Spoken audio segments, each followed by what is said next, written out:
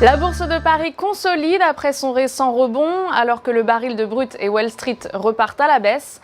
Et peu avant la fermeture, le CAC 40 perdait 0,60% à 4272,20 . Dans l'actualité aujourd'hui, Danone qui a publié des résultats annuels en progression, avec pour 2015 un résultat net en hausse de 14,6% à 1,2 milliard d'euros. Une performance rendue possible par la bonne tenue de sa branche produits laitiers frais, qui représente plus de la moitié du chiffre d'affaires et qui a profité au 4e trimestre de la reprise de la croissance en Amérique du Nord. Peu avant la clôture, le titre gagne 4,70% à 62 € et il recueille une opinion haussière de la part des analystes de l'Opsa.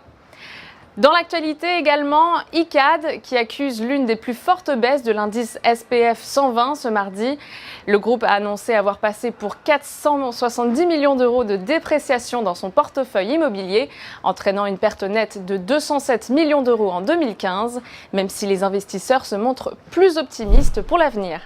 Peu avant la clôture, le titre perd 3,9% à 62,10 € et il recueille une opinion haussière de la part des analystes de l'Opsa. On passe maintenant à la recommandation du jour avec ce mardi EDF. Les cours ont buté contre la moyenne mobile à 20 séances qui devrait continuer à jouer son rôle de résistance. L'indicateur RSI en base journalière n'est pas parvenu à dépasser la zone des 50% et se retourne à la baisse. Ainsi, tant que les 11,14 € font office de résistance, une nouvelle phase de repli est attendue en direction de 9,50 € et 8,15 €.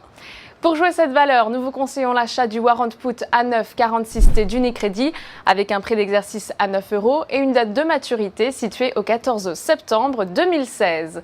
Pour Trading Central, c'était Fanny Texier. Excellente journée à tous.